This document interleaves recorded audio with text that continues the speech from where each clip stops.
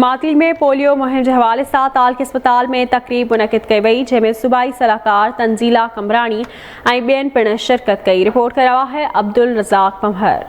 मातली में पोलियो मुहिम के हवाले से तहलका अस्पताल में तकरीब मुनक़िद कई वई। तकरीब में सूबाई सलाहकार Tanzeela Kamrani, DHO Badin, doctor Imtiaz Kaka, MS doctor Gulab Kashmiri, doctor Danish Khaskheli, district polio focal person doctor Abdullah Jat, supervisor Rashida निज़ामानी ऐं लेडी हेल्थ वर्करन समेत सियासी समाजी अगवान शहरीन वडे अंग में शिरकत कई। उन मौके ते सूबाई सलाहकार तंज़ीला कमरानी, DHO डॉक्टर इम्तियाज काका अस्पताल अंदर ॿारनि खे पोलियो फुड़ा प्यारे पोलियो मुहिम जो इफ्तिताह कंदे आवाज़ TV न्यूज़ सां ॻाल्हाईंदे चयो त पोलियो जा ही 2 फुड़ा ज़िंदगी जा फुड़ा आहिनि। असां पोलियो मुहिम जी शुरूआत पंहिंजे बच्चनि खे फुड़ा प्यारे इहो पैगाम ॾियणु चाहियूं था त पोलियो जा क़तरा ॿार लाइ फ़ाइदेमंद आहिनि।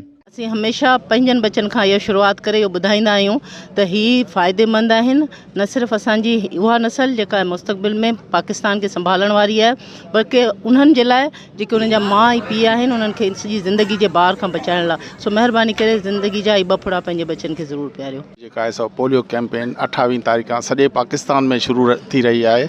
उन करे आउं सभिनी खे गुज़ारिश कंदुसि त पंहिंजे ॿारनि खे 2 फुड़ा जेके पोलियो जा प्यारियो। ही जेको आहे सो ज़िंदगी आहे ऐं पोलियो हमेशा जी माज़ूरी खां बचाव लाइ लाज़मी आहे। पाकिस्तान जेको पोलियो फ्री थियण जे बिल्कुलु क़रीब आहे ऐं जे तव्हां ही जंहिं बाबा पोलियो खे धिके पाकिस्तान में कढणो आहे त 3 सालनि जे लाइ असांखे पोलियो खां फ्री रखणो आहे। अलहमदिल्ला 2 सालनि खां असांजो को बि केस पाकिस्तान में कोन्हे। टोटल 38 टीमूं आहिनि, जंहिंमां 33 टीमूं असांजो मोबाइल आहिनि।